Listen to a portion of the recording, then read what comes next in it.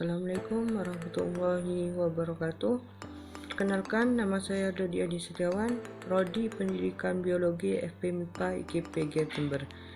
Di sini saya akan menjelaskan tentang bagaimana dinamika historis, konstitusional, sosial, politik, kultural, serta konteks kontemporer penegakan hukum yang berkeadilan. Yang pertama yaitu menelusuri konsep dan urgensi penegakan hukum yang berkeadilan. Ada dua pendapat, yaitu yang pertama menurut Thomas Hobbes 1588 sampai dengan 1679 Masehi. Dalam bukunya, Leviathan pernah mengatakan homo homini lupus, artinya manusia adalah serigala bagi manusia lainnya. Manusia memiliki keinginan dan nafsu yang berbeda-beda antara manusia yang satu dan yang lainnya. Menurut pendapat yang nomor dua, yaitu menurut Kraener-Burr dan TKB Sabarodin 1975, kehidupan manusia tidak cukup hidup dengan aman, teratur, dan tertib. Manusia perlu sejahtera. Dan di sini ada juga tujuan negara Republik Indonesia dapat kita temukan pada pembukaan Undang-Undang Dasar 1945, yakni pada alinea keempat sebagai berikut. Untuk membentuk suatu pemerintah negara Indonesia yang melindungi segenap bangsa Indonesia dan seluruh tumpah darah Indonesia, dan untuk memajukan kesejahteraan umum, mencerdaskan keadilan kehidupan bangsa, dan ikut melaksanakan ketertiban dunia yang berdasarkan kemerdekaan, perdamaian abadi, dan keadilan sosial.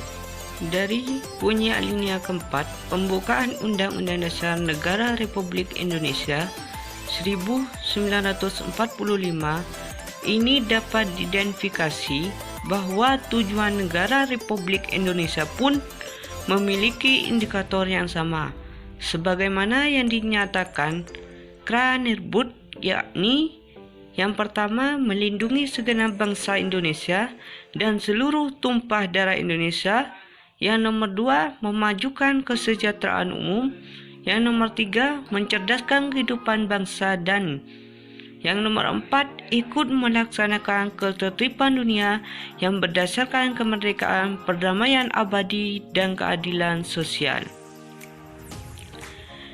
Dalam teori tujuan negara, pada umumnya ada empat fungsi negara yang dianut oleh negara-negara di dunia.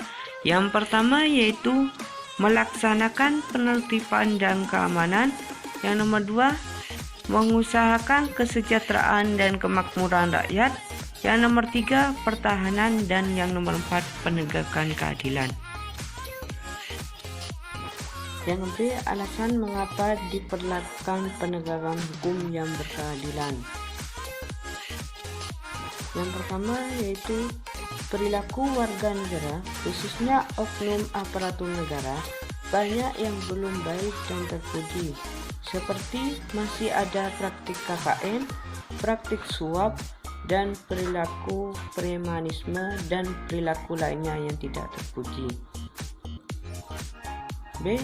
Masih ada potensi konflik dan kekerasan sosial seperti SARA, tawuran, pelanggaran HAM, etnosentris, dan lain-lain.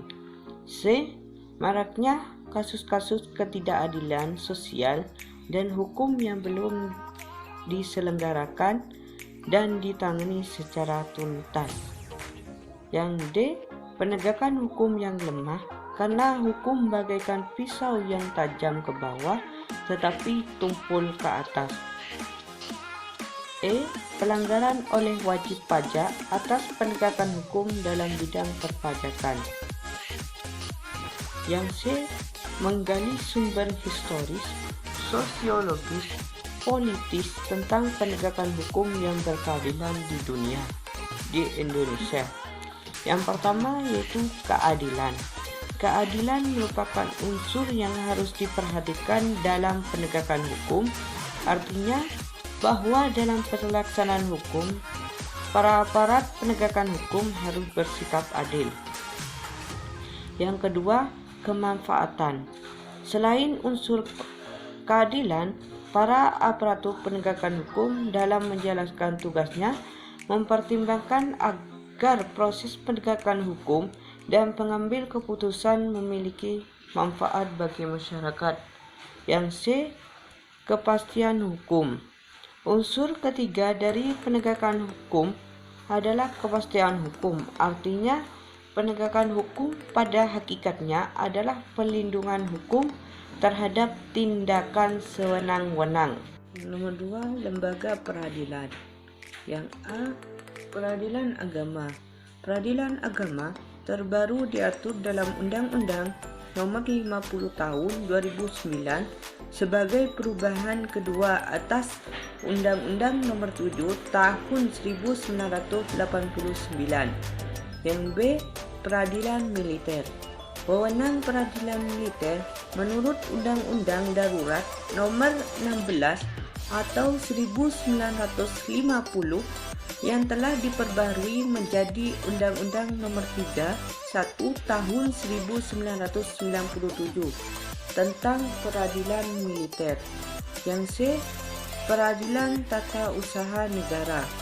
Peradilan tata usaha negara diatur Undang-Undang Nomor 5 Tahun 1986 yang telah diperbarui menjadi Undang-Undang Nomor 9 Tahun 2004. Yang D, peradilan umum adalah salah satu pelaksanaan kekuasaan kehakiman bagi rakyat pencari keadilan pada umumnya.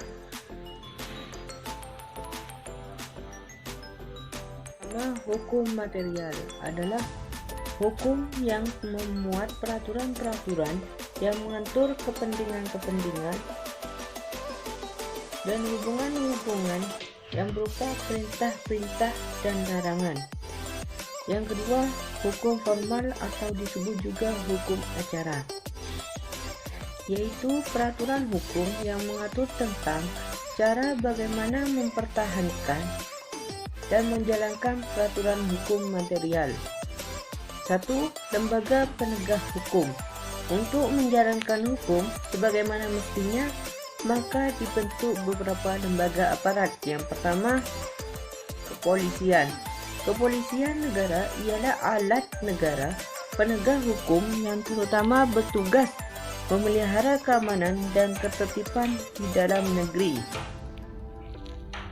Yang nomor 2, kejaksaan. Dalam Undang-Undang Nomor 16 Tahun 2004 tentang Kejaksaan Republik Indonesia, Pasal 1 dinyatakan bahwa jaksa adalah pejabat fungsional yang diberi wewenang oleh undang-undang untuk bertindak sebagai penuntut umum dan pelaksana putusan pengadilan yang telah memperoleh kekuatan hukum tetap serta wewenang lain berdasar undang-undang. Yang C, kehakiman. Kehakiman merupakan suatu lembaga yang diberi kekuasaan untuk mengadili